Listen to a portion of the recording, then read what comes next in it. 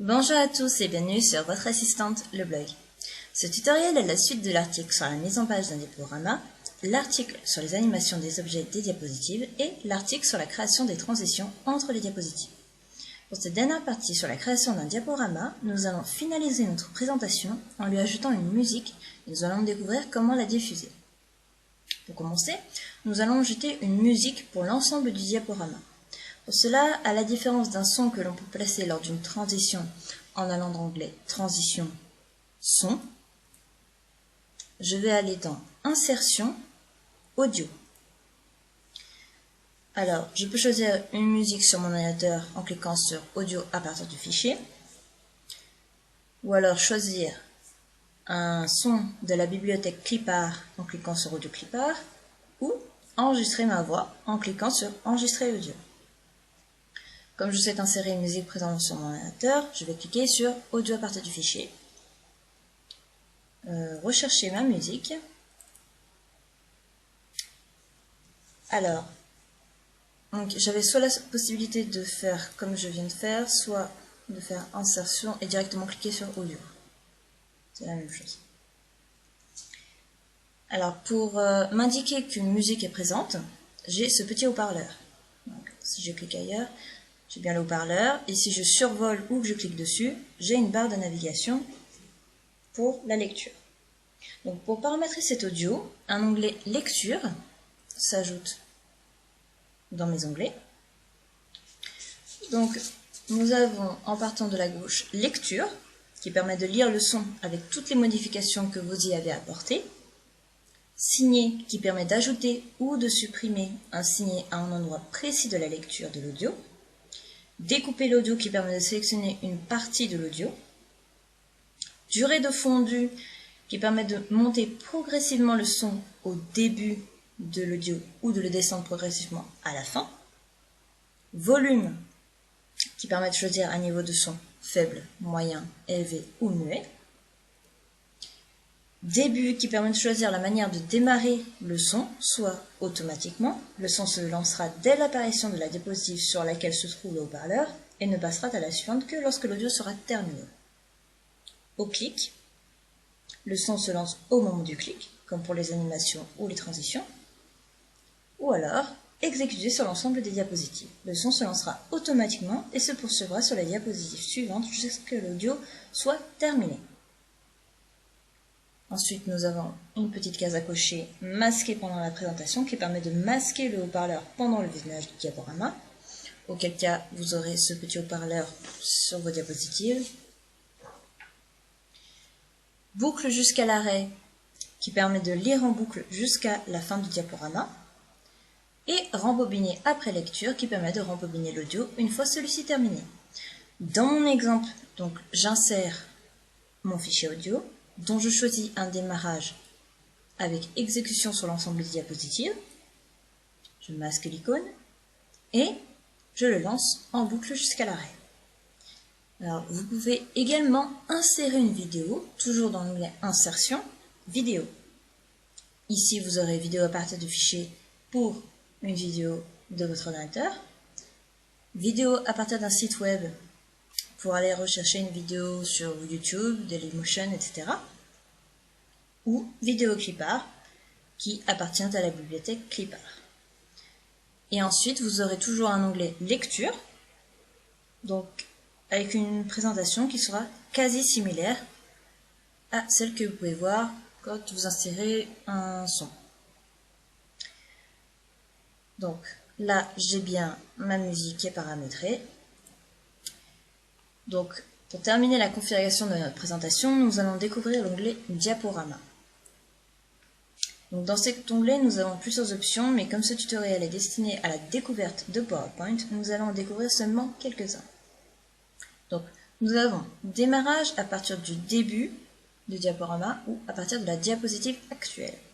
C'est-à-dire que si je me trouve sur la diapositive numéro 3, je clique sur « À partir du début », je vais voir le visionnage du diaporama à partir de la première diapositive. Si je choisis à partir de la diapositive actuelle. Je commencerai à partir de la numéro 3. Donc c'est juste pour vérifier la présentation. Quand vous l'enregistrerez, bien sûr, ça partira de la première, à moins que vous la masquiez.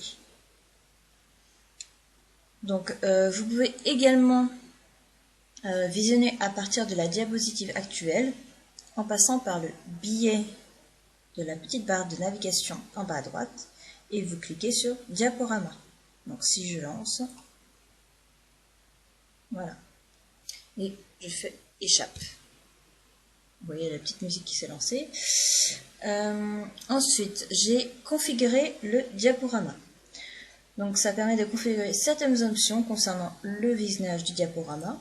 Donc si je clique, vous avez présenté par un présentateur, visionné par une personne, sur une borne, etc. Je peux voir tout ou partie des diapositives, choisir un défilement des diapositives manuelles ou avec le minutage que vous aurez fait sur les animations et les transitions, etc. Donc là, je ne vais pas y toucher. Ensuite, une option assez utile, c'est la vérification du minutage. Donc ça permet de visionner le diaporama et d'enregistrer le temps passé sur chacune d'elles afin de réajuster le minutage. C'est notamment utile lorsqu'il y a du texte à lire. Donc on peut se dire qu'en 5 secondes, on peut lire un texte, mais finalement quand on le lit pour la première fois, on a besoin d'un peu plus de temps. Donc à ce moment-là, vous lancez, et là, ça va enregistrer votre temps. Hop, je passe.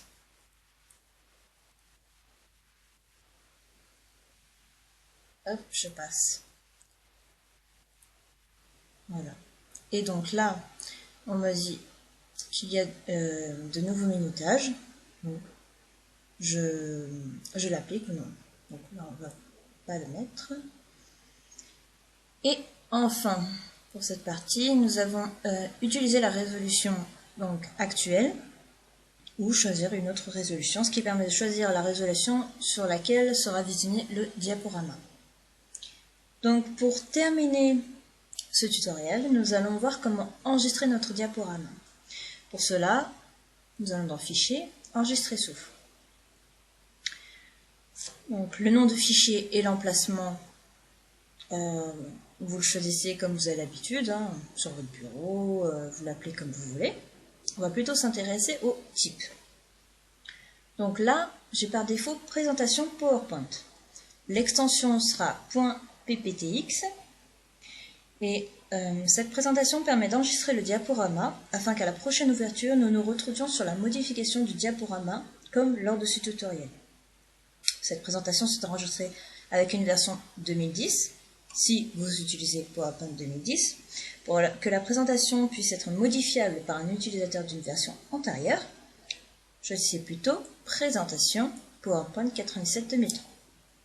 Donc là, je vais vous montrer ce que ça donne. Si j'enregistre, donc là oui, puisque je l'ai ouvert sur le même, donc je ferme. Et je me retrouve sur la modification de mon PowerPoint. Ensuite, je vais l'enregistrer en modèle PowerPoint.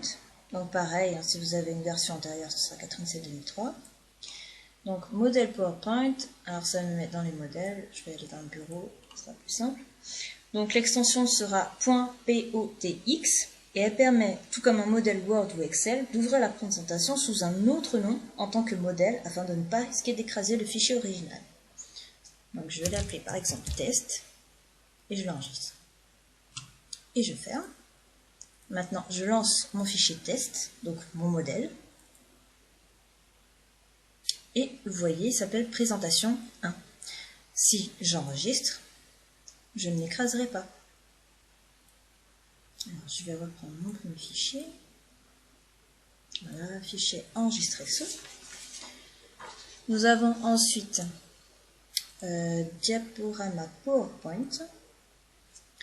Donc l'extension sera ppsx et permet d'enregistrer le diaporama afin qu'à l'ouverture du fichier, le visionnage se lance automatiquement. C'est le nouveau format des PPS que l'on peut trouver sur Internet. Donc, on va le tester. Donc, en diaporama PowerPoint, je ferme et je lance. Et j'ai tout de suite mon visionnage. Alors, si vous vous trompez et que vous envoyez cette présentation à un collaborateur, par exemple, et que vous souhaitiez qu'il le modifie, il suffit juste de changer l'extension dans les propriétés et de le repasser avec la même extension que celui-ci, que la présentation PowerPoint. Et enfin,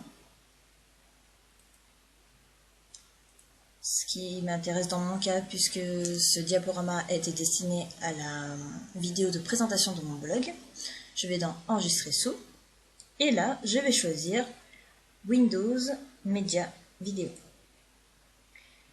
Alors, ce qui permettra d'enregistrer le diaporama en format vidéo.wmv. Donc, l'enregistrement peut être plus ou moins long. Vous pouvez voir où il en est en bas. Et vous pouvez annuler ici. Donc, je vais le relancer pour vous montrer. Voilà. Normalement, ça ne devrait pas être très long.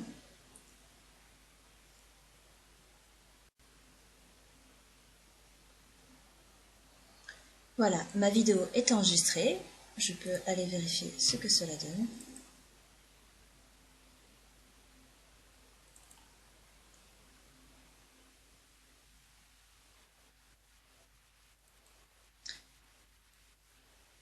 Voilà, et donc ce fichier peut être bien entendu uploadé sur YouTube ou Dailymotion. N'hésitez pas à poser vos questions en commentaire, j'y répondrai dès que possible. Et si vous n'êtes pas encore abonné à la newsletter, il suffit d'inscrire votre prénom et votre email ici et de cliquer sur « Je m'abonne ». Vous recevrez le mini-guide officiel Adobe par email en PDF ainsi que les futurs articles du blog. À bientôt sur votre assistante, le blog.